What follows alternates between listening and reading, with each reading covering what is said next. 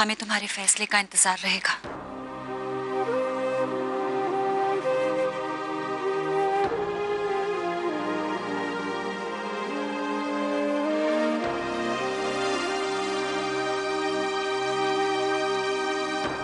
ये क्या किया तुमने? क्या कोई प्लान है जो हमें समझ नहीं आ रहा? आभा, आभा,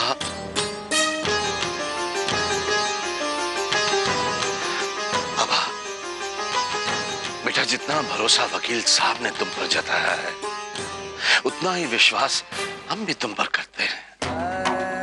लेकिन ये तलाक की बात करके तुमने कुछ ठीक नहीं किया है बेटा।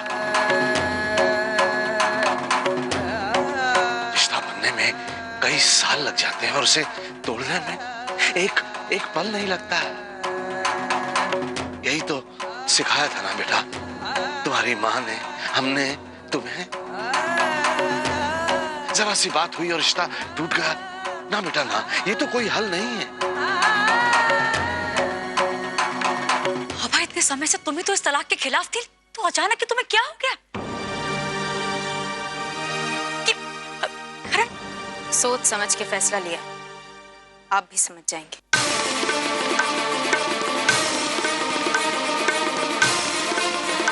अरे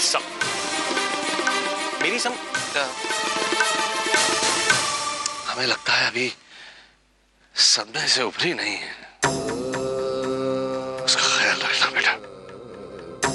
मैं छोड़ा ना, तुम आभा के पास रहो, हम चले जाएंगे।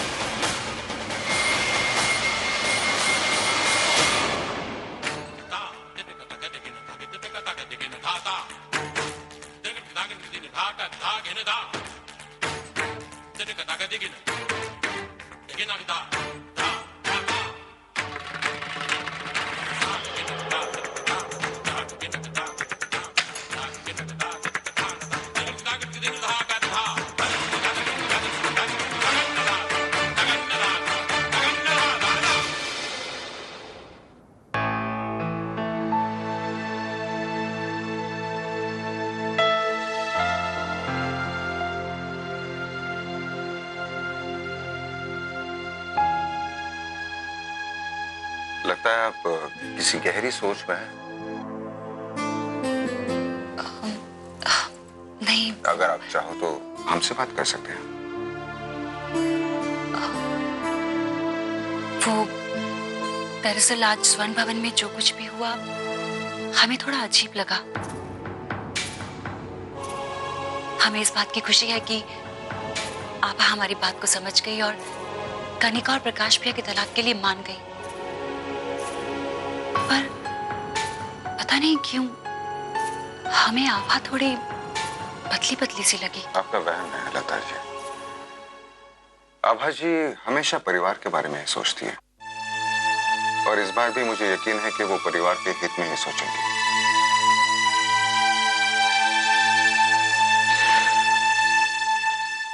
आपको एक बात बतानी थी।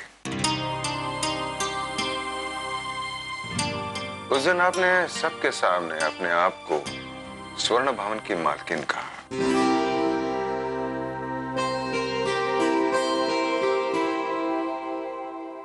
अच्छा लगा। अनजाने में ही सही खुद को हमारी पत्नी का दर्जा दे दिया आपने। लता राज सिंघानिया।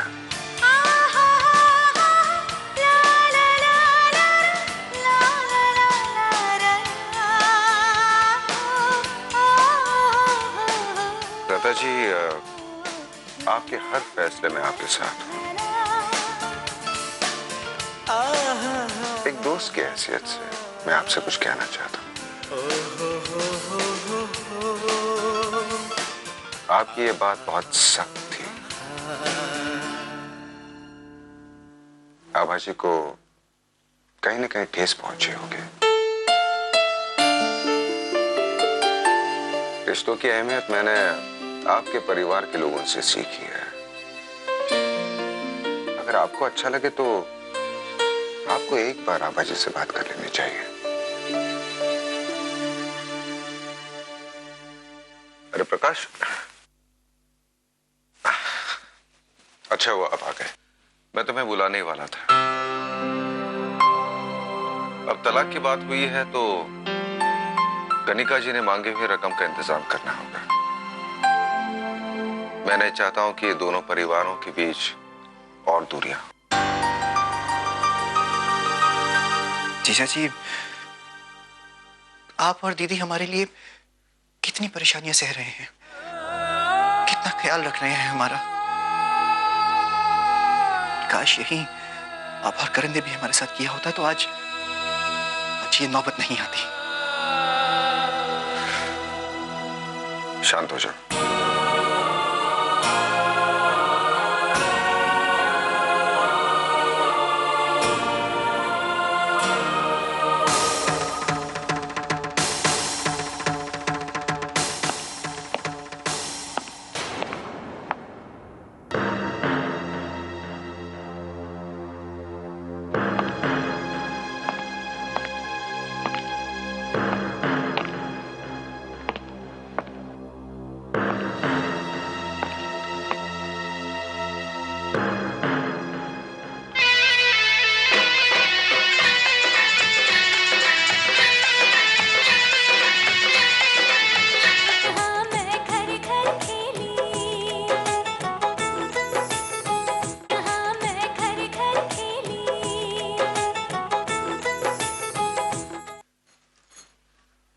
आप यहाँ इतनी रात गए, तुम यहाँ क्या कर रही हो?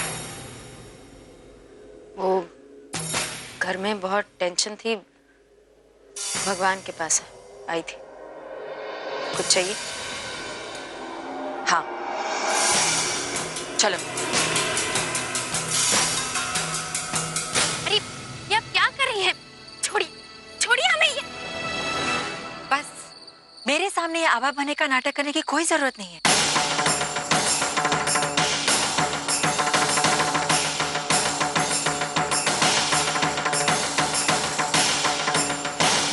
ये आप कैसी बातें करें? हम आभा हैं, स्वर्ण भवन की आभा, अपने करण की आभा।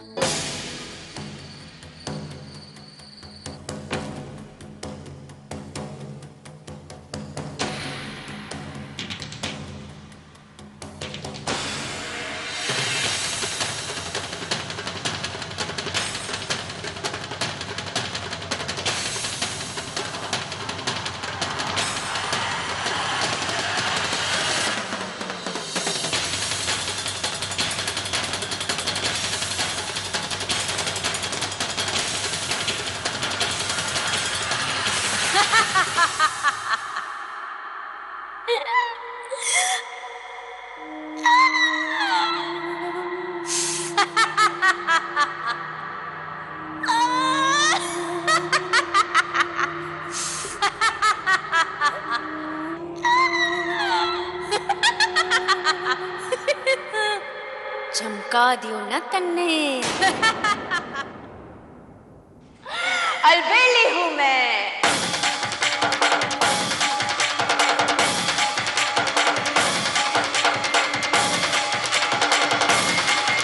नाचने वाली, गाने वाली, नौटंकी वाली अलबेली।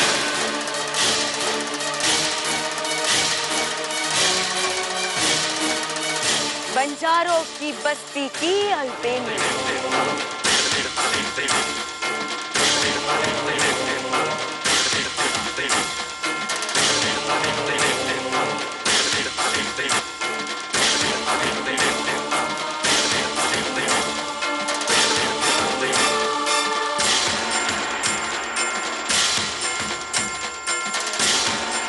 कहा था ना मन ने,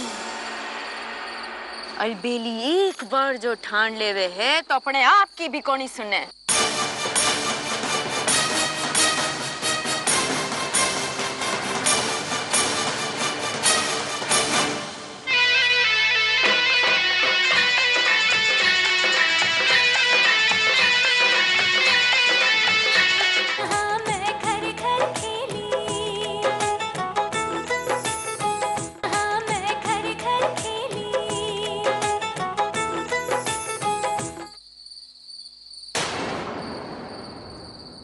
अरे ये क्या कर रही हो तुम?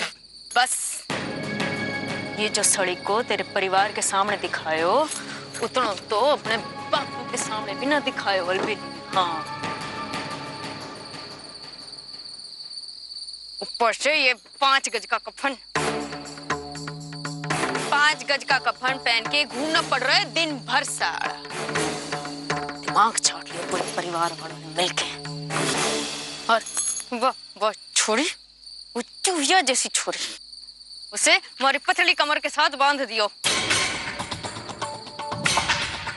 तू बित्ते के फेंकड़ो तान कर बहरो कर दियो मारे को। सुसु करवाओ, टट्टी करवाओ, दूध पिलाओ, ये करो वो कर, साड़ा दिमाग साड़ा।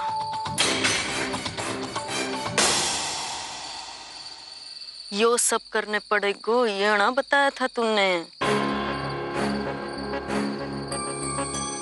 थोक भाव में रिश्तेदार, देर देरानी, जेठ जेठानी, बापू सासू, सारे के सारे हरामी जात के। और वो बंदर बंदरिया कौन? बंदरिया कौन? प्रकाश। और बछुरी? कनिका। अरे एक दूसरे के साथ मिलकर नहीं रहना है तो फिर पिंड छोड़ो। परिवार वाले तो संभाल न सके, मारी छाती पर आके क्यों मूंग दड़े हैं? हमारे अठे तो हाथ से पानी छोड़ देवे, रिश्तों खत्म सड़ा। पर नहीं, बड़े लोग बड़ी बातें हरामी की जात साड़े।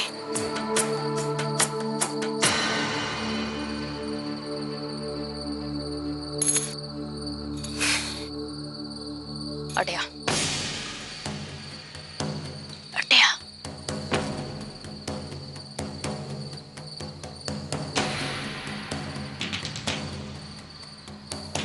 तू टेंशन कोनी ले, चमक चलो। अलबेली आज तक फेल कोनी हुई, संभाल लूंगी। प्रियंका भाभी, देखो अगर तुम्हें आभा की तरह बनना है ना तो रामायण की सीता बनना होगा। सीता हैं?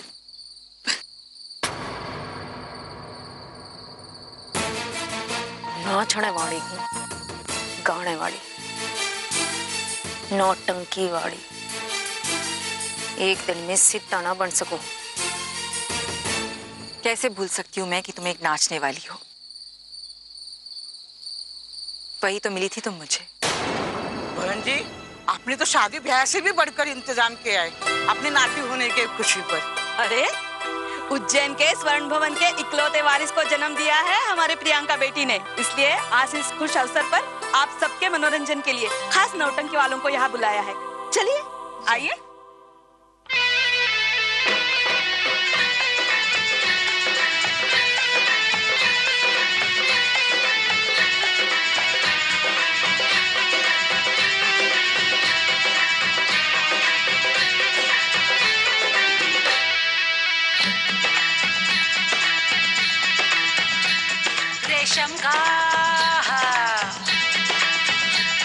रेशम का रूमाल गले पे डाल के तुम आ जाना दिलदार मेरे माँ।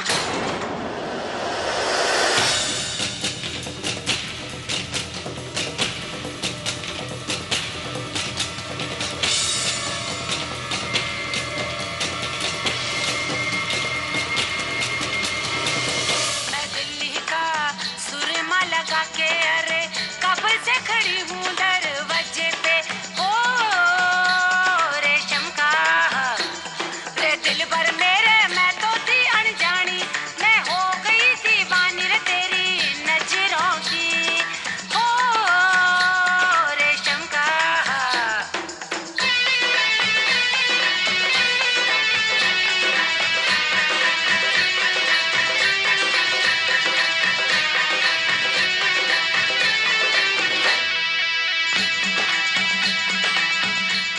प्रियंका, ये तो हूबहू तेरी देवरानी आभा की तरह दिख रही है। मौसी जी, मुझे तो मेरी आंखों पर विश्वास नहीं हो रहा है। ऐसा लगता है कि भगवान ने मेरी किस्मत की ताले की चाबी घर बैठे ही भेज दी है। इसका मतलब तू भी वही सोच रही है जो मैं सोच रही हूँ? आखिर खून तो एक ही है ना मौसी। मेरी नथनी हाले डोले, मेरा पिछुआ छम छम बोले। अरे छोरी, थोड़ा सा जवानी का घूट मारे कभी पिला दे। मेरी नथनी हाले डोले, मेरा पिछुआ छम छम बोले रे। मेरी लाल चुनरिया सर से सरकती जाए, दिलदार मेरे माँ। मैं दिल्ली का सुरमा लगा के अरे कब से खड़ी हूँ दरवाजे पे। ओ मलमल का कुर्ता बदन पे डाल के तू आ जाना, दिलदार मेरे माँ। बनारस का बीड़ा चबा के अरे कब से खड़ी हूँ दरवाजे पे। ओ रेशम का रुमाल गला पे डाल के तू आ जाना, दिलदार मेरे माँ। मैं दिल्ली का सुरमा लगा के अरे कब से खड़ी हूँ दरवाजे पे। अरे कब से खड़ी हूँ दरवाजे पे, अरे कब से खड़ी हूँ दरवाजे पे, अरे कब से खड़ी हूँ दरवाजे पे, दरवाजे पे, दरवाजे पे, दरवाजे पे, दरवाजे पे।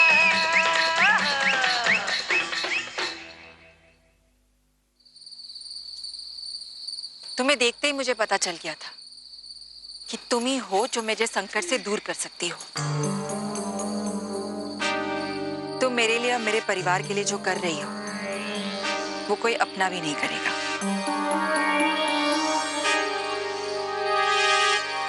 अब जब तुम यहाँ आई गई हो तो एक बात ध्यान से सुन लो। तुम्हें मेरे परिवार का दिल जीतना होगा। और तुम तो जानती हो मेरा परिवार कितना सीधा है। सीधा, जलेबी की तरह सीधा।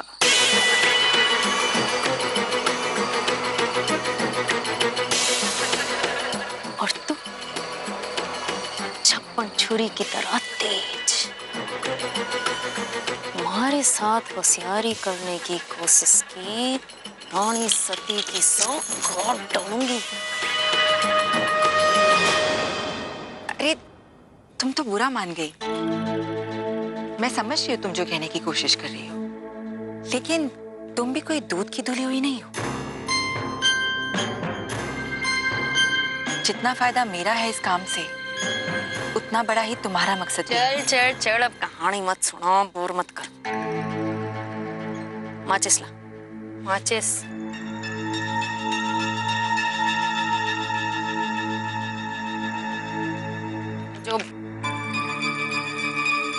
जो थारो हीरो है करण, बड़ा पति बन के घूम रहा है साला, बहुत चिपक रहे हैं मन। एक बात सुन ले, उसके साथ कमरे में ना सोऊंगी मैं। ये बात थारे मारे बीच ना हुई थी। तुम उसकी चिंता मत करो, उसका इलाज है मेरे पास। तुमसे बीमार होने का नाटक करना, पास भी नहीं आएगा वो तुम्हारे। पत्नी व्रता है वो, बिल्कुल शरीफ। शरीफ शरीफ, ये मर्द जात ने जानो हूं मैं। साला कुत्ते की जात हो गए। बंजारण हूं मैं, अगर छुआ भी ना तो काट डालूंगी। बार बार खंजर मत निकालो मेरी माँ, सबको पता चल जाएगा। और मैंने कहा ना, तुम्हें करण की चिंता करने की कोई जरूरत नहीं। जबरदस्ती नहीं करने वाला तुम्हारे साथ, और हमारे बीच सौदा हुआ है, सौदा। तुम अपना काम करो और मैं अपना वादा निभाऊंगी। और अगर तुम भूल गई हो ना, तो मैं तुम्हें याद दिला देती हूँ।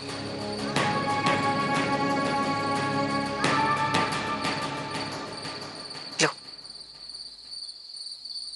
बात करो।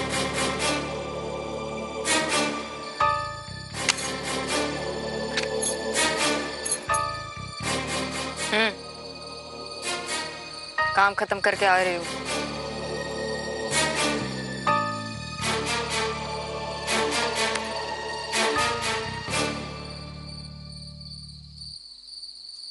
तुम तो टेंशन में आ गई। मैं तो सिर्फ तुम्हें याद दिला रही थी कि तुम यहाँ